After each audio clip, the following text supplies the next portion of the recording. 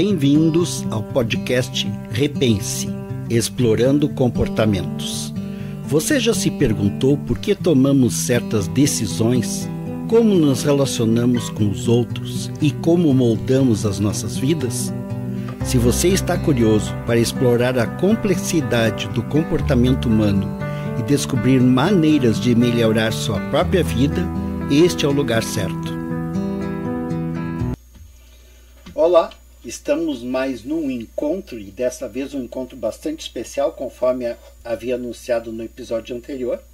Estamos aqui com o Dr. Gerson Kirchner, médico com especialização em medicina interna e nefrologia. E o nosso intuito aqui é, como eu disse no episódio anterior, Gerson, polemizar. Muito bem. Polemizar para que consigamos chegar o mais perto da verdade possível, que essa é a nossa grande angústia, né? A angústia, ela se instala quando tem um vazio, quando não temos respostas. E nossa pretensão aqui, através do podcast, é ter respostas. E com diferentes visões ter respostas. E nós conversamos anteriormente e trouxemos questões que consideramos bem pertinentes de partilhar com quem nos assiste. Então, muito bem-vindo, um prazer tê-lo aqui conosco, né? E sinta-se à vontade para colocar suas reflexões. Muito bem, Domício. Muito obrigado pelo convite, muito obrigado pelo carinho, pela consideração.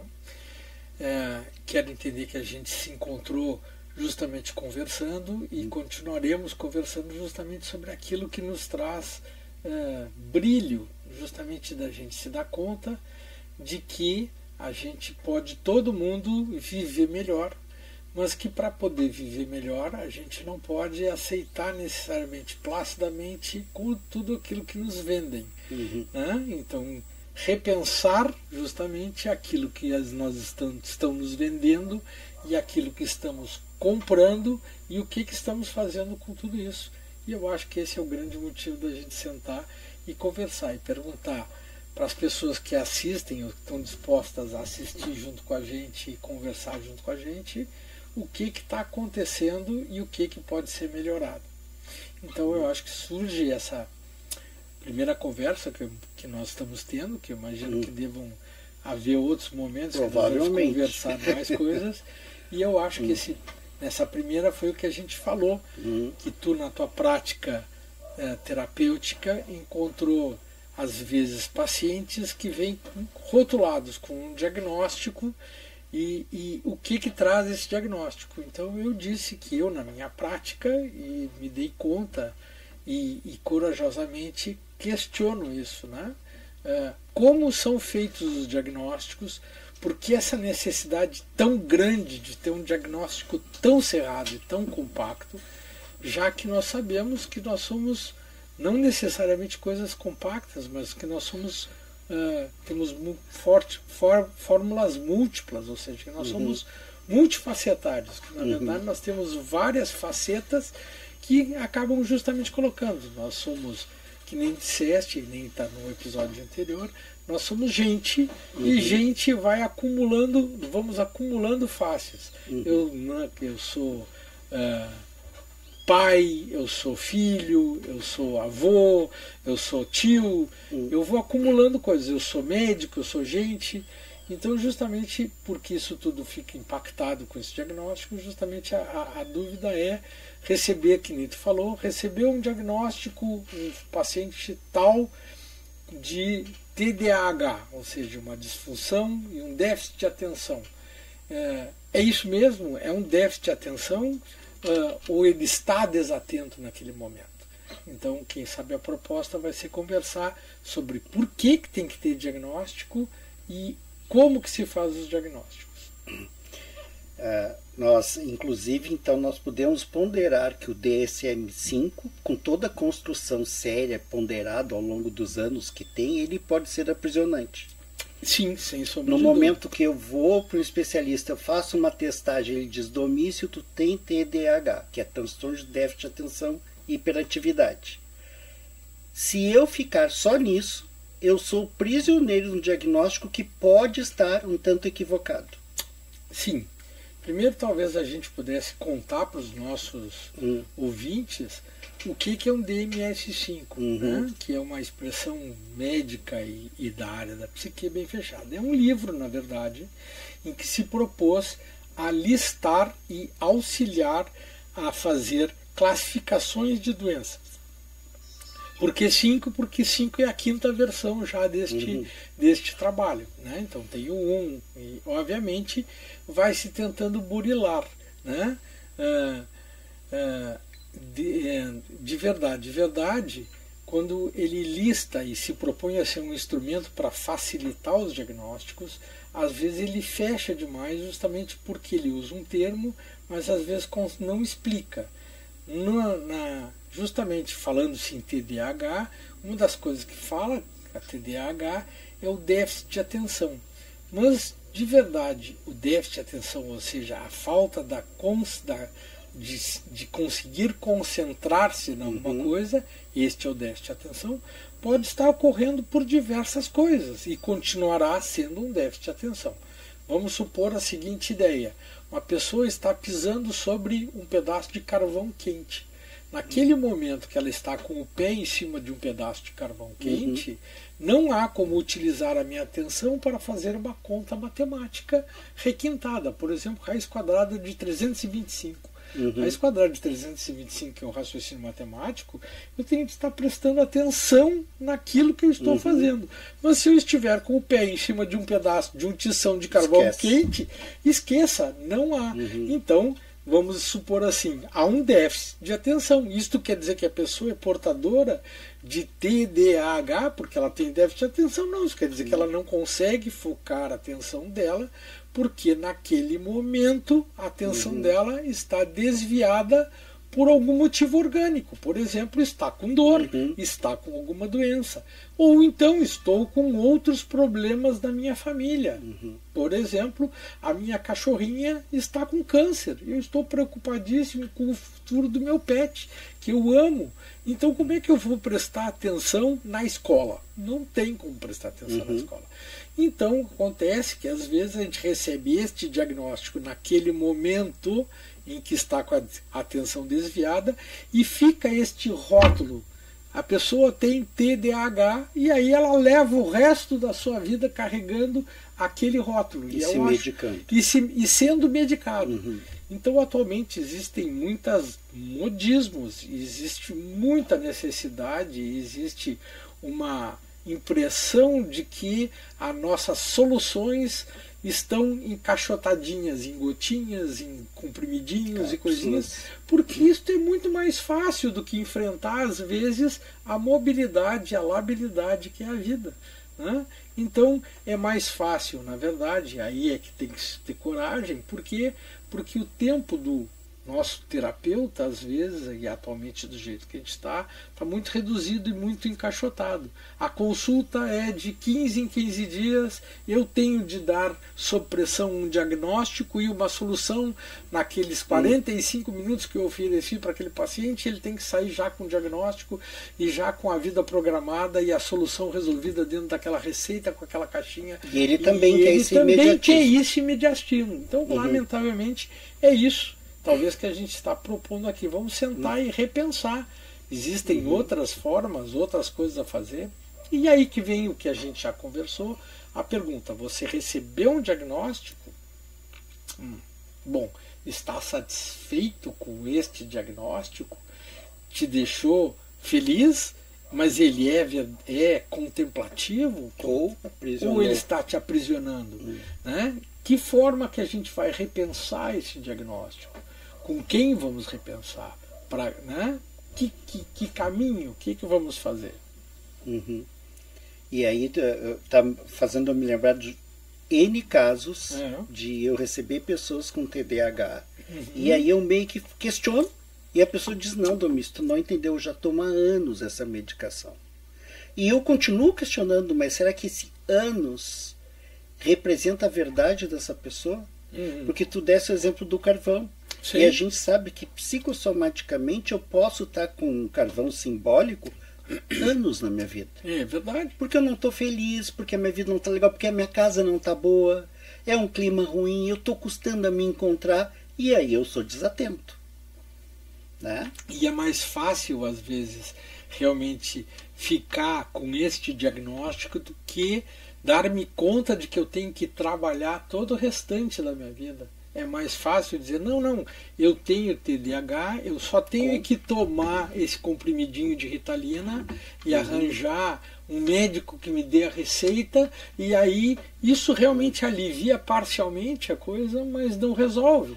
E às vezes as pessoas têm que ter coragem, ou então vão se dar conta mais adiante, pô, mas eu já estou cansado de viver e de continuar fazendo isso, e isso só resolve parcialmente as coisas, não me traz uma coisa que eu me sinto mais pleno. Assim como o TDAH, nós atualmente estamos afeitos a doenças da moda, né? Já foi assim com outras doenças. Já houve época que a doença mais importante era a depressão, né? E aí dá-lhe Prozac para todo mundo, a ponto da gente chegar a ponto de querer pegar a tal da fluoxetina e botar no tanque de água da cidade, no reservatório de água da cidade. Sim. Já houve ansiedade, a famosa época também do diazepam, até aí. Atualmente eu cito também, além do TDAH, a bipolaridade, que é um saco de gatos, né? Todo mundo assim tem alguns sintomas, e eu acordo triste, vou dormir eufórico, eu acordo eufórico, e no fim do dia eu estou cansado, estou deprimido, então eu sou bipolar. Então a gente tem que, na verdade, se cuidar com esses diagnósticos, às vezes fáceis, e que nos levam à fácil solução de eu só vou tomar uma gotinha, só vou tomar um comprimidinho, e só tenho que encontrar o meu médico de 15 em 15 dias, ou de mês em mês, para trocar a receita e ajustar a dose. Então talvez o convite que me deixou bastante feliz de vir aqui conversar contigo é justamente a possibilidade da gente abrir esse leque de possibilidades para as pessoas que estão se sentindo desconfortáveis. Fizesse lembrar que nós temos tempos sociais, né?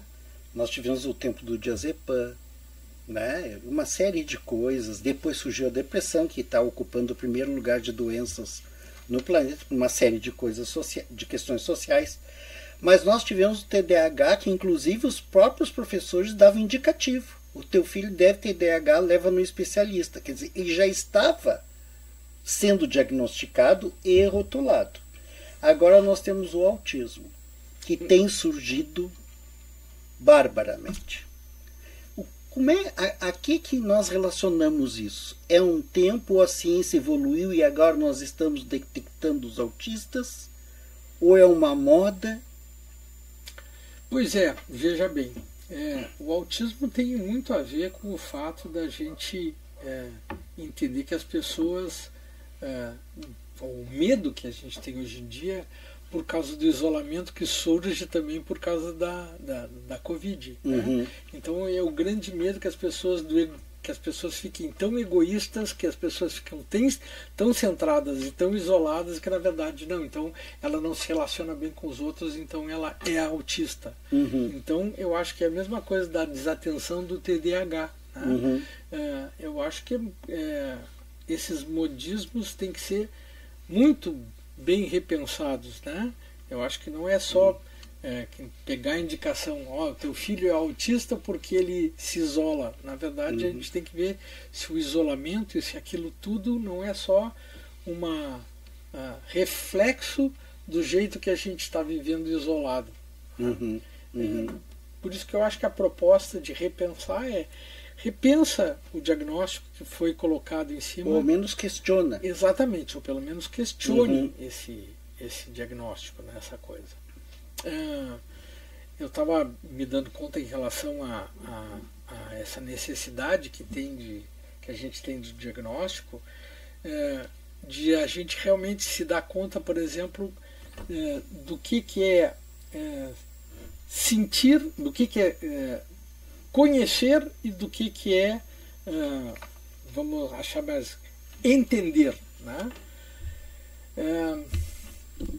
As pessoas às vezes entendem o que é um problema.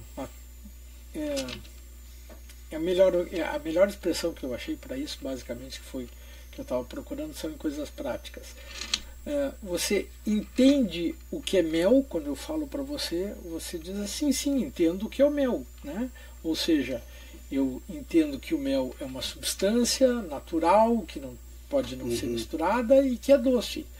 Mas isso é o suficiente para definir o mel e para as pessoas, se eu chegar para uma pessoa que não sabe o que é mel, dizer para ele, tu entende o que é mel? Entendo, então me compra mel, ela vai chegar e vai me trazer mumu, né? Também é doce, também é uma pasta, também tem uma cor amarelada. E na verdade, a diferença entre entender e conhecer, só tem um jeito de eu conhecer o mel, é pegar um pouco de mel e botar na boca. Então as pessoas acabam convivendo por muito tempo com aquilo que elas têm, achando que estão conhecendo, que estão entendendo, e na verdade elas entendem, mas não conhecem. E é profundamente diferente uma coisa da outra para a gente poder resolver. Isso tem a ver com o que nós havíamos conversado antes, porque eu já recebi vários casos com o diagnóstico de autismo. Aí eu começo a conhecer a pessoa e não consigo ver o autista. E começo a ficar com dúvidas. Mas eu tenho o laudo de um especialista dizendo que foi testado e por isso e aquilo é autista. Aí eu vou estudar mais e continuo não vendo. E aí eu levo para o paciente. Estou com algumas dúvidas. E eu vejo que isso se torna um paradigma. Porque a pessoa se apropriou daquilo que ela entende como autismo. Claro. Porque ela foi rotulada, ela se rotulou e a própria família às vezes comunga disso porque não experimentou o mel. Entende? Porque ela não tem essa proximidade. Na verdade, o leigo fica um pouco à mercê dos especialistas. Então, se eu tenho um diagnóstico, é feito o exame e o médico diz que eu tenho tal coisa, eu tenho tal coisa. Pois é. Isto me lembra um dos motivos, entrar no assunto, corajosamente, que foi um dos motivos que fez com que a gente tivesse a ideia de conversar sobre o que nós estamos conversando. Que de verdade é os ganhos que as pessoas têm, tanto o paciente quanto a família, quanto o profissional que fez esse diagnóstico, os ganhos secundários, na verdade, que estão obscuros, que estão atrás, que estão escondidos, né?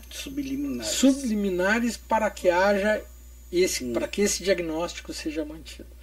Que essa é a parte corajosa que a gente falou, que tu até me perguntasse, Gerson, mas tu vai ter coragem de falar isso no ar? E eu digo sim, eu tenho coragem de falar no ar, porque todos aqui somos seres que temos, enquanto nos relacionamos com os outros, interesses.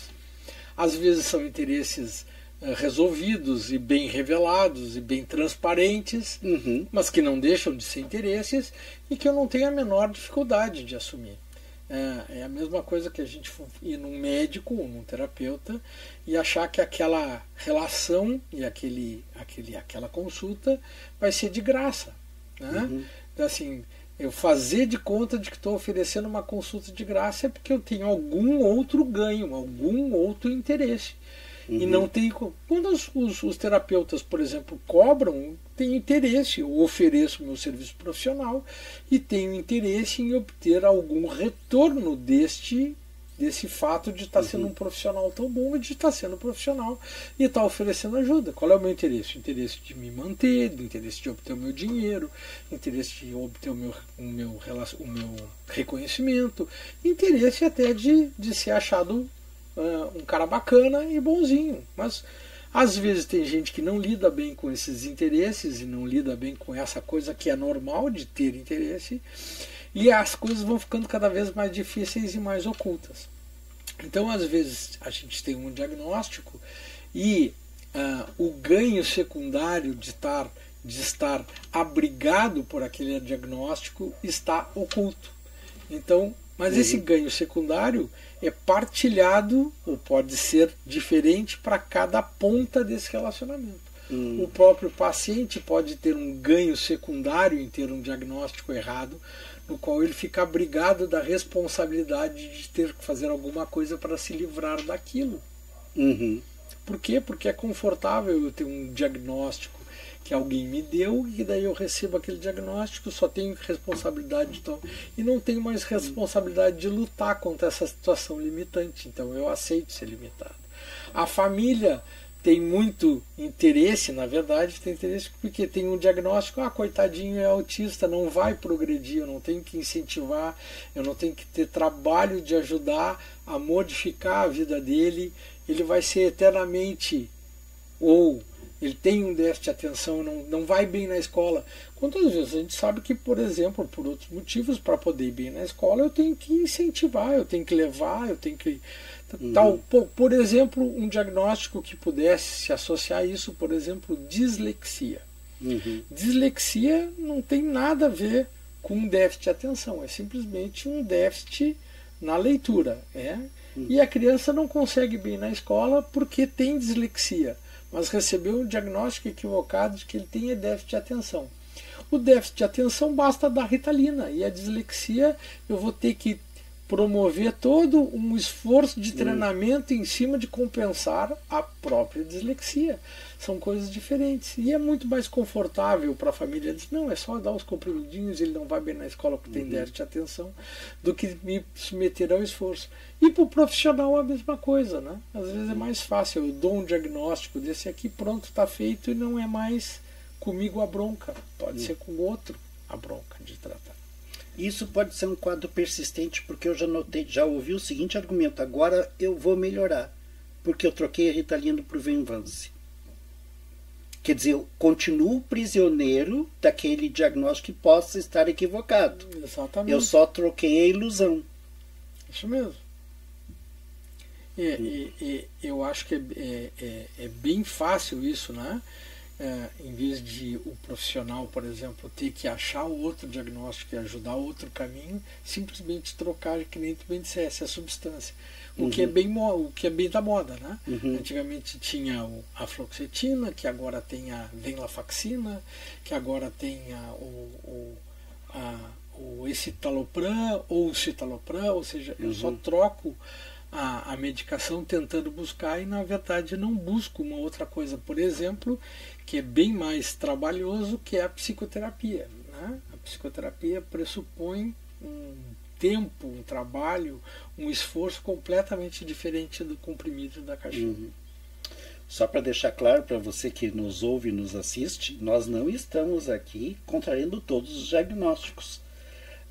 Claro que existe o DSM, que foi citado aqui, um estudo bastante sério. Existem sim diagnósticos pertinentes e pessoas que precisam se tratar hoje ou amanhã. Nós estamos questionando a demanda de diagnósticos feitos de uma forma às vezes unilateral, com o encontro de um especialista com uma pessoa que não teve uma visão holística, não olhou para o contexto daquela pessoa, a casa que ela está vivendo, com quem está vivendo e como está a vida dela. Então a nossa briga aqui é por essa integração, para que se tenha um olhar para o todo, porque, como a gente vem dizendo, nós somos seres únicos e precisamos de um olhar atento e pertinente para cada um de nós. Voltando à história do TDAH, que é bastante na moda, que foi uma das coisas que motivou esse nosso papo, justamente eu tive contato até com outro podcast, um outro profissional, citadamente, um cidadão que se propõe é um psicólogo, psicoterapeuta, que se propõe a ter classes, né, de ensinar psicoterapia, inclusive pela internet. É Lucas Napoli, o nome dele, não posso deixar de citar, e ele cita, por exemplo, em relação a isso, a desatenção, que todos, a desatenção então leva diretamente a esse diagnóstico do TDAH, transtorno de déficit de atenção, falta de atenção e hiperatividade. Mas ele comenta de que ele identifica pelo menos 3 tipos de desatenção. E que todo mundo acaba levando esse diagnóstico de TDAH, mas são 3 tipos bem diferentes e ele tenta analisar. Um deles é essa desatenção justamente porque eu estou focado em outra coisa, ou seja, eu estou com o pé em cima do tição quente, né, do carvão quente, e aí eu não fico atento para o restante. Outra é a desatenção, essa mesmo, que é a TDAH, bem descrita pelo DMS-5 e bem diagnosticada. E outra é uma desatenção atual que temos nós, que daí vem nesse jeito de ser da gente, que é o jeito que nós estamos vivendo hoje em dia, que daí me lembra o Bauman, que é o Zygmunt Bauman, que é um psicólogo, que fala que hoje em dia as coisas estão tão aceleradas e tão rápidas que as coisas não são mais concretas, todas elas estão viradas em fluidos, ou seja, que tudo não tem mais corpo, um corpo rígido, as coisas estão... que é o que a gente vê hoje em dia nas redes sociais, no telefone. O imediatismo. O imediatismo, ou seja, quem hoje em dia, antigamente era só o controle da televisão, que era o zap, que a gente trocava de canal em canal da televisão. Mas hoje em dia tem o telefone celular, que é mais rápido ainda do que a televisão. Quem hoje em dia consegue ficar olhando um vídeo de 35 minutos, né, no telefone, não vê, tu vê 10 minutos e já troca. Quer dizer que o nosso podcast já é um desafio. Já é um grande desafio. De conseguir a atenção das pessoas durante 30 minutos. 30 minutos já vai ser um super desafio que a gente consiga que as pessoas comecem e vejam até o fim. Mas o que acontece com isso? Acontece que isto faz com que a nossa mente fique treinada a esta velocidade. Ou seja, nós próprios nos treinamos e treinamos todo mundo que está ao nosso redor a ser rápido no gatilho. Tchau, tchau. Ter vários alvos e a desconstruir a ideia da atenção. Então, no fim das contas, todos nós passamos a ser treinados desatentos. Então, a quantidade de desatentos diagnosticados é muito maior, porque as pessoas estamos numa fase em que a gente não aprende mais a focar a atenção. Antigamente a gente sentava, quem se lembra, a olhar um filme, a ler um livro, e líamos aquele livro, né? Botávamos uma música, sentávamos e ficávamos lendo aquele livro durante 3 horas, a ponto às vezes de dizer, hoje de manhã eu me sentei e comecei a ler um livro, de tarde quando eu vi eu tinha acabado de ler o livro todo. Eu desafio a gente encontrar onde é que estão essas pessoas hoje em dia. Senão as livrarias não estariam fechando, né? Então eu desafio a gente encontrar, então a gente está, na verdade, cada vez mais se treinando a ser desatento. Então é óbvio que a quantidade de ter... Aí eu sento, né? Não consigo mais ter atenção, não consigo mais, meu filho não é atento, eu não sou atento, nem treino as pessoas a serem atentas.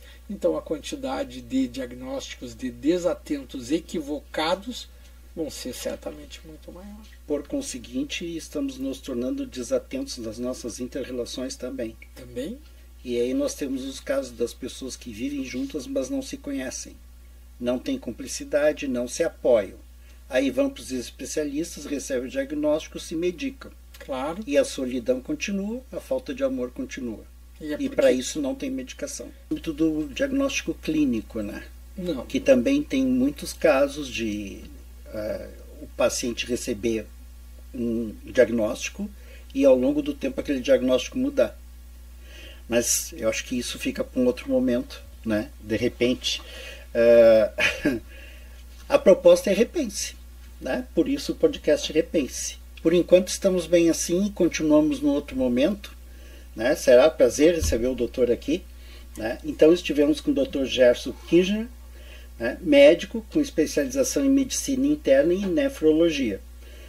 Esperamos contar com você no nosso próximo encontro. Até lá!